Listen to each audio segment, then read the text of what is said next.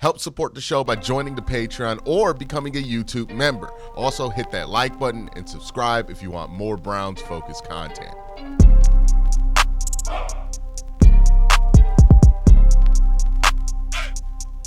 The fun part about talking about the draft, especially when you have the number 2 overall pick, is talking about all the different things that can happen when you have the number 2 overall pick. There is a large range of things that are going to happen or that could happen at the number 2 overall pick. So what I want to do is rank 10 scenarios that I've thought of.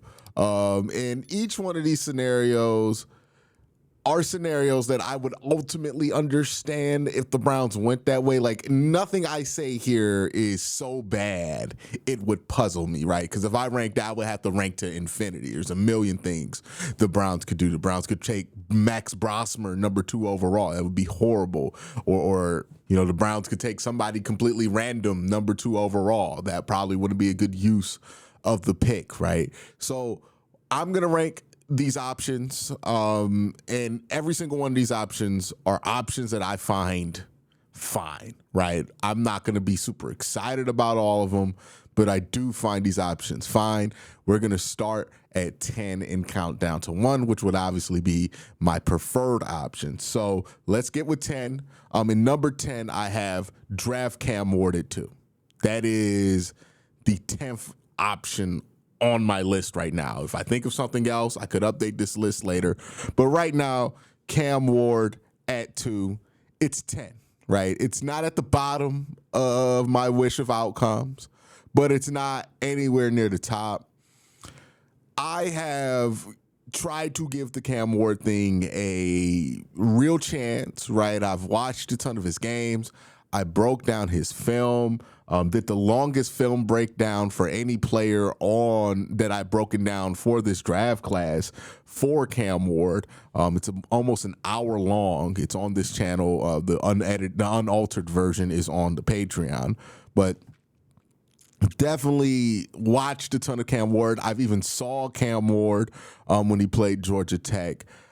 I have done my due diligence on him, and I do not see what a lot of other people see, right? A lot of people look at Cam Ward, see somebody worthy of the number 2 overall pick, or some people look at Cam Ward and see somebody worthy of the number 2 overall pick. I don't. I see a prospect who gets big eyes for the sideline and kind of abandons the structure of the play if he thinks he sees anything on the sideline worth pursuing. I see a quarterback who has a hard time staying in structure, a quarterback who's flighty in the pocket at times, escapes a lot of clean pockets, a quarterback who has really bad game management habits that concern me at the next level, especially for somebody who's been playing football as long as Cam Ward. Maybe if Cam were 20 and coming out of college, I would be more willing to excuse some of these things. If he had been a 1 or 2 year starter coming out of college, I would be willing to chalk some of this up to experience. But the fact that Cam's played 5 years of college football, 2 in the FCS, 3 in the Power 5 level, it just makes it a lot less excusable, some of these habits that he has and the decision making that he has and the poor game management skills and situational awareness that he demonstrated, right? The biggest flaw that Cam Ward, or the biggest example of this flaw with Cam Ward, is there's a game on his tape. They ended up winning, right? I think he lucked out. They won the game. But they're playing Duke. They're up 8. There's 10 minutes left in the fourth quarter. It's 3rd and 5. Cam Ward runs all the way to one side of the field, decides to turn around, throw the ball clear across the field, and it gets intercepted. Could have easily been a pick 6, could have led to a tied football game in the fourth quarter, and for what? The ball was on, you were in scoring territory, you were at the 40, it was 3rd and 5, you're up by 8. What in the world would possess you to make that decision, right? People talk about there's some Jameis Winston in him. Quite frankly, he makes decisions at an older age than Jameis is or was coming out of college that are worse than the decisions that Jameis made coming out of college. Like, that's just what it is, right? Jameis made some really poor decisions at Florida State, but he never did stuff like that in situations like that. For all of Jameis's flaws in college football, he did demonstrate the ability to manage a game at a proficient enough level to be a one-loss guy or almost undefeated his whole career. I think he only lost one college football game. That's not the case with Cam Ward. He's a significantly worse game manager at an older age than even Jameis Winston was coming out. The situational awareness is not there. The decision-making, sometimes it's solid, right? But other times it's erratic. He leaves the pocket. I'm not excited about Cam, right? I understand why people would be excited about Cam. He has a rocket arm. He has, I would say, really a flexible arm, too. He could throw from a lot of different bases. And if you think you can fix some of these traits with Cam Ward, then I can see why you would be excited. The common thing I hear is like, hey, these are the flaws that Pat Mahomes had coming out of college or that Josh Allen had coming out of college. I would argue that Cam has some of these flaws a little bit worse than Josh Allen, or at least definitely Patrick Mahomes. Patrick Mahomes was not this bad of a game manager in college. Josh Allen was pretty bad in college, right? But Josh Allen turned it around in his second year as a pro in the NFL at the age of 23, right? Same thing with Patrick Mahomes, right? Patrick Mahomes turned it around, fixed all of those flaws by the time he was 23 in his second year in the NFL. Cam Ward will be 23 as a rookie.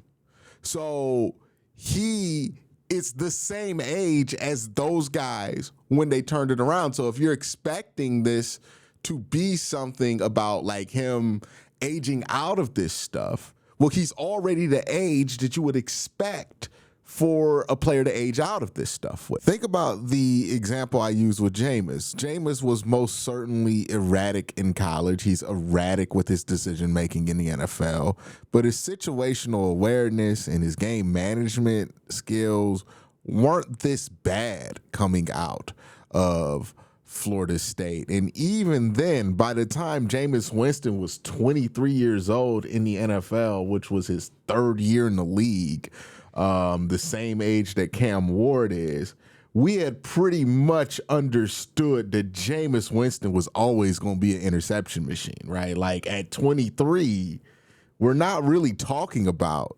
changing you as a player. You kind of are who you are at that age, and that's the age that Cam Ward will be once the season starts. He's 22 right now. His birthday's in May. By the time you get to September, he's going to be 23 years old, and that's what makes me way more skeptical about if these things can change, because, again, we're talking about a 23-year-old prospect who has these flaws that you would find more acceptable in somebody who's entering the league at age 21.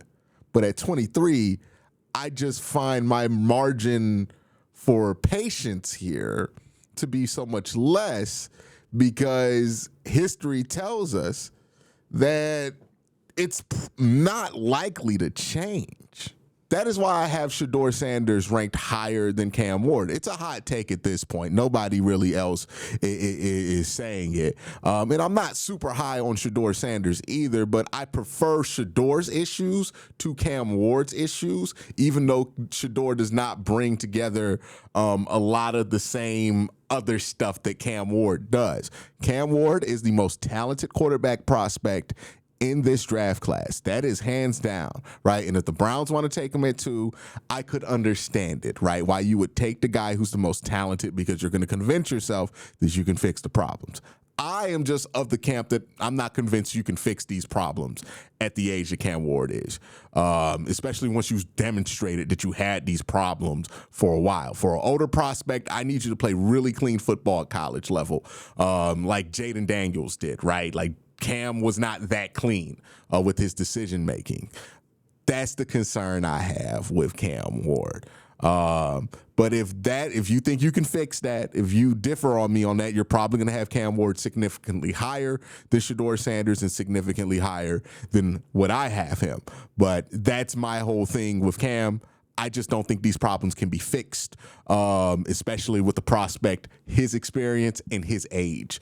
It's just a bit much there for me to think that it's going to be changed after that much football. But number 10, Cam Ward. Ultimately, understand why they would do it.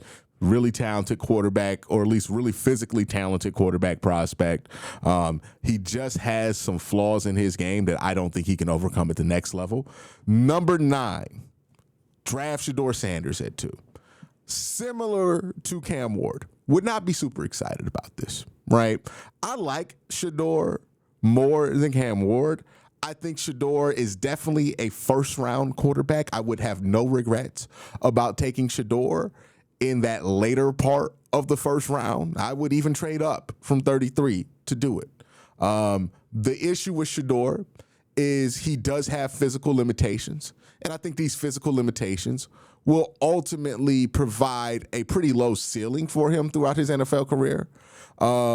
I think Shedeur is a good processor of the game. He does tend to hold on to the ball. He does tend to have some bad pocket mechanics, which do lead to some sacks here and there. So he does have things that he needs to clean up, but pocket mechanics, holding on to the football, these are things that can be adjusted a little bit in the league, right? He's always going to be probably on that higher end of sacks taken, but you can get him to a point to where he's livable with this stuff. What I like about Shedeur is that he's accurate. He can play in structure. He is somebody who I think fits what Kevin wants to do, somebody who can work high, low, and intermediate. Well, not high, low, intermediate, but high, intermediate, and short with good accuracy and timing. Somebody who I think is a really hard worker at the position and will get good at the pre-snap stuff. This is a coach's kid. This is somebody who has taken a lot of work into the quarterback position. His fundamentals are really sound, which gives me hope that if he can speed up these fundamentals at the next level to be able to adjust to the speed of the NFL game. I think Shedeur, he reminds me somewhere between where Geno Smith is and where Teddy Bridgewater sat most of his career, right? He's either going to be a really high-level backup or a pretty solid level starting quarterback that you can have for 5-6 years, right? Like, he's not going to solve your quarterback problem, but he is going to be good enough if he reaches his most likely development point to be a quarterback for you. Is he going to give you by himself a great chance to beat Joe Burrow, Lamar Jackson? No. That's why I want to take him at 2. But is he going to give you proficient quarterback play? Or I think if you put him in the right situation, does he give you proficient quarterback play? Yes. I think taking him at 2 is high. I think it's too much for him. I think he would be like, there are some players I truly do believe that if they get taken a little bit later, their career would probably turn out better just because the pressure and the expectation isn't so high on them. I think with Shedeur, taking him at 2 is a bit much pressure for what he's capable of pushing out. He's not going to have a career that if you take him in the top 5 is going to be appreciated. But if you do take him later, he does have a career that you can appreciate a lot better. It's kind of like with Baker Mayfield, right? Baker Mayfield being number 1 overall in that draft class that had 2 future MVPs in it at the quarterback position makes people look at drafting Baker Mayfield number 1 overall a little bit different than if Baker were like the number 12 pick in that draft, right? So I think Shedeur, taking him out the context of being a top 5 pick, that's much better. I would prefer the Browns to not take him at 2 because I think he's the kind of player that you need a lot of round to win with. And I think when you have a player like that at quarterback, it's important that you use your early draft picks on things that could support the team in total versus just like spending it all on the quarterback because this dude's not going to be good enough to get you where you need to. But I think he has a better chance. Like if we're just working probability, right? Cam Ward has the best chance to be the best quarterback possible in this class, but I think Shedeur Sanders has the best chance to be a starting quarterback in this class. Since I'm not really sold on Cam hitting that high point, I don't think it's very likely. Then I prefer Shedeur because of that. So number 9, taking Shedeur Sanders straight up, and number 2, it would be my 9th favorite scenario that the Browns could come up with. Ultimately, I would understand it, but I think there are different ways you could have went about it. Number 8, which is going to surprise some people if you have not been watching my videos, But trading up to 1 for Shedeur or Cam is actually higher than just taking these guys at 2. And I can see some people kind of shrugging, not understanding why I would do this. This has all to do about the mindset of the team taking the player, right? If Shedeur is there at 2 and you take Shedeur at 2, it's not as intentional to me as trading up to 1 to get him. If you truly believe that one of these guys are the guy, right? You look at Shedeur and you think that he can evolve past his physical limitations and have a Tom Brady, Drew Brees-like career. If you look at Cam Ward and think that Cam Ward can really fix these things that are problems with his game and become one of the better quarterbacks in football, and you truly believe in that, then you would trade up for 1 to get that guy. Right, especially if you're in the Browns situation. So if the Browns trade up to 1 to get one of these quarterbacks, I would feel better about it than if they simply just selected these guys at 2 because they were there. Because I know for a fact if they trade up to 1 for one of these guys, that the motivation was the player, not the position, right? If you're just drafting a position, that has a tendency to fail. But if you draft the player, okay, that at least tells me that there's a vision for that specific player in the building. So would it be the best situation from a draft value standpoint? No. It would be better draft value to just sit at 2 and take them. But as far as how I would feel about the pick, and that's what we're ranking, how I would feel about it, this would make me feel much better about taking a quarterback super early, because at least it tells me that there is a top to bottom organizational buy-in to whatever quarterback that you're selecting. I hope that makes sense. Again, this is a list about what I would feel the best about if you made these picks, right? Not necessarily ranking just straight up draft value. That's why that's 8 in the straight up drafting these guys at 2 or 9 and 10.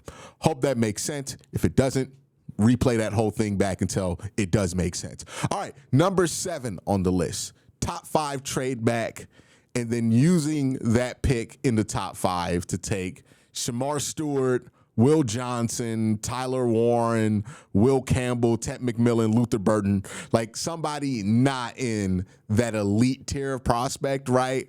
But still a solid enough prospect to where you're not going to be mad about it.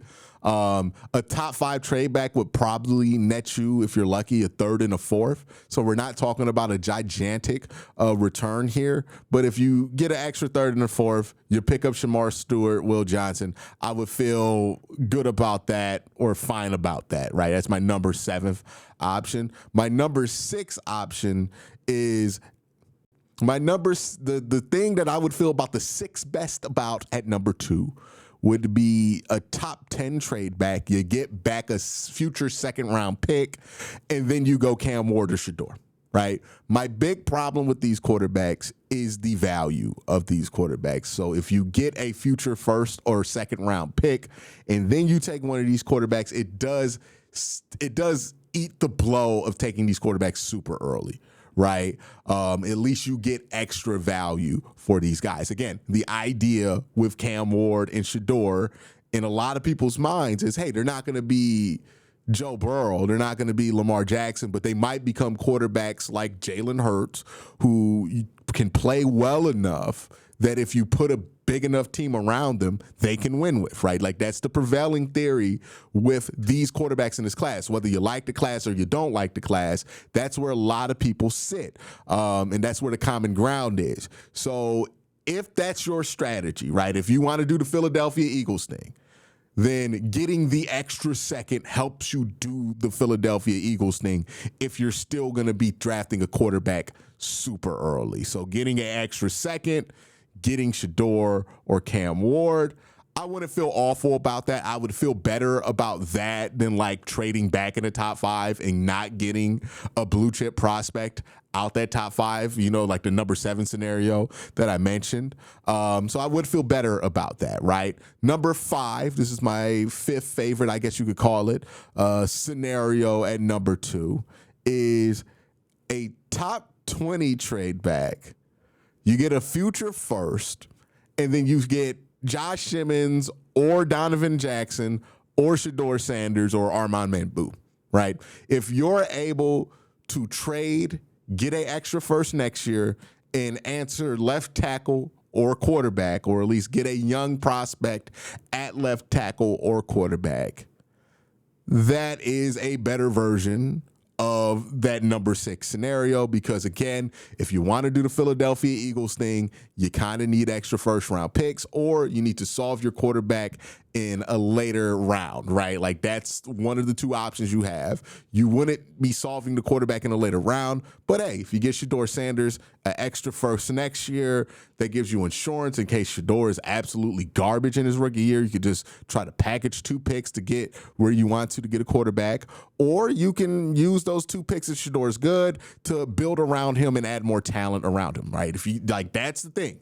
For everybody that says you want to do the Philadelphia Eagle thing, you got to figure out the way to put the talent around the player. So this would be a way to get the quarterback and get a way to put talent around the player. I would be fine with this, right? I think a lot of people think that I would just be furious if the Browns took a quarterback anywhere in the first round in any shape or way. It's not really the case. Like, I'm fine with taking a quarterback in a lot of different scenarios, but in the scenarios that are usually presented to me, I'm fine with taking somebody else, right? Because I don't think a quarterback at 2 is necessarily the best option for your team. But, you know, if you want to trade back, you find a trade to get you a future first, I could see worse scenarios than that. Number 4 is top 10 trade back in 2025. So you trade back into the top 10, you pick up a future second, and you still end up with Mason Graham or Ashawn Jeanty or one of those like blue chip prospects I've been talking about all year, right? Where I'm like, okay, you get a guy who I'm pretty confident is going to be really good in the NFL in Mason Graham, and then you also pick up a future second. That future second can help you move up in the first next year if you want to go really hardcore and swing at a quarterback. It could be a part of a package to trade for somebody else's quarterback. Maybe Brock Purdy becomes available. You can use that future second to get you Brock Purdy or something along those lines. It just gives you a lot of flexibility, and you still get to add a true top 10 prospect in Mason Graham. So you get the blue chip talent, right? The guy who's going to be hopefully a cornerstone of your team for years to come. And then you also get a piece that helps you in the future. This would be number 4, right? Number 3 would be straight up drafting Travis Hunter at 2. I like the idea of drafting Travis Hunter at 2. The more and more I think about it, I think Travis Hunter is a unicorn prospect, and I think that kind of prospect tends to break the brains of a lot of evaluators. I think a lot of people are trying to put Travis Hunter into a box this offseason, this draft process, because that's how they're used to evaluating players. But if you look at Travis Hunter as something that is not in the mold of what we normally see, and you take him for what he is and what he accomplished in college, what you have is one of the most unique and one of the most potential field picks of the draft and of recent draft memory outside the quarterback position. This is the guy who provides you the most bang for your buck as a player that is not a quarterback. Like, if you want to get the potential, you want to draft the guy who has the potential to impact your team the most of any non-quarterback, Travis Hunter is absolutely that guy.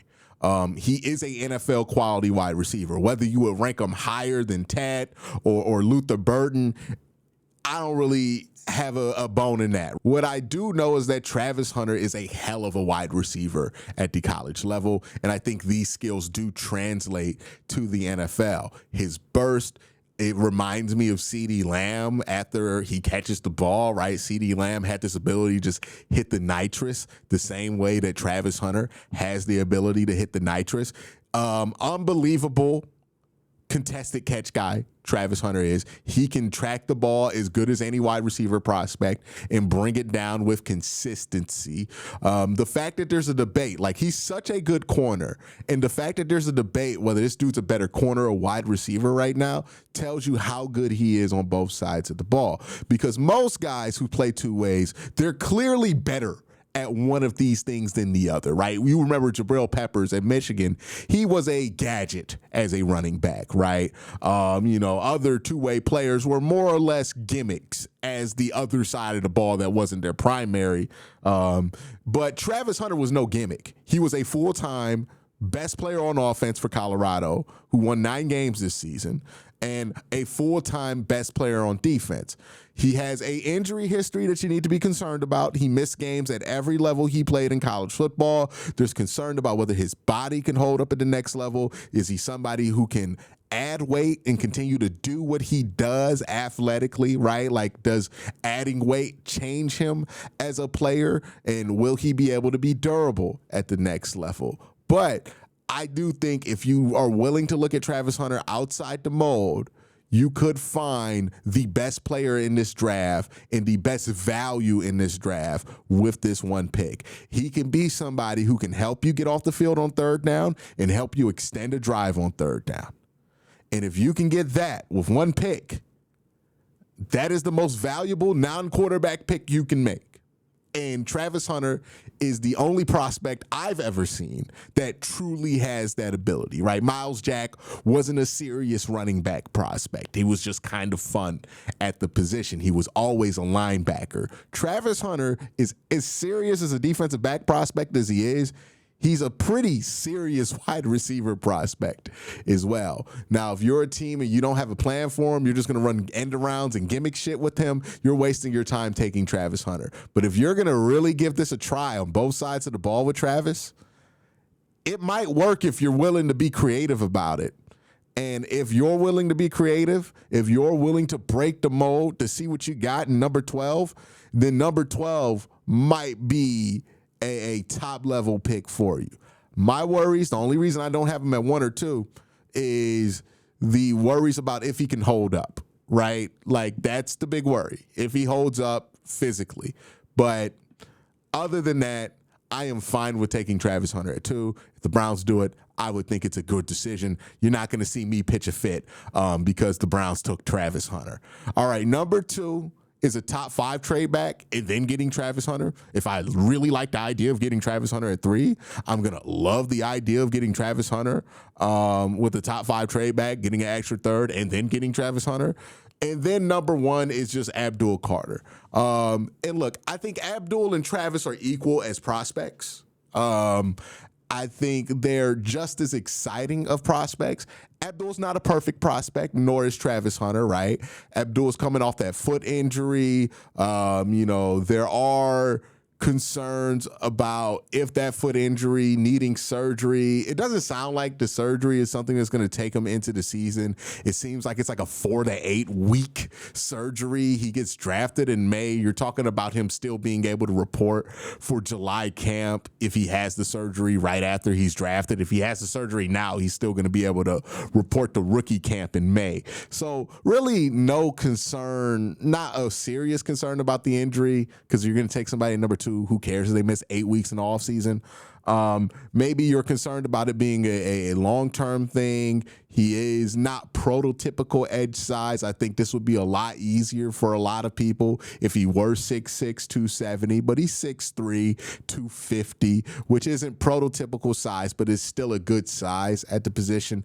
Ultimately, my concerns about any of that physical stuff just go away when I watch his tape, because he has unbelievable bend, unbelievable quickness. For a player who's only played edge for 1 year, he has some of the best hand fighting in college football. He's just really good with his hands. And the weight concerns and the size concerns, it doesn't concern me, because I saw this guy go up against 330-pound tackles and not lose any power. He's still able to convert speed to power. He's still able to dip and be powerful with his base. He's still able to do all of those things. It hasn't really been something that has hurt him. And hell, even when he had one arm, he was able to dominate Notre Dame, which that offensive line was good enough to help get that team to a national championship game.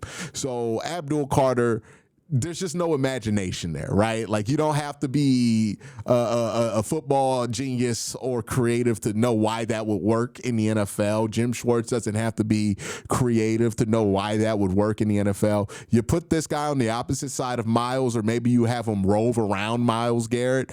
You can have him blitz from the linebacker position. You can have him blitz from the wide 9 position. You can have him blitz from the 4 end position, right? Like, you can have him blitz from multiple spots on the defensive line. He would definitely be a factor. Like, could you imagine a double mug blitz with Myles Garrett and Abdul Carter both standing over the A-gap?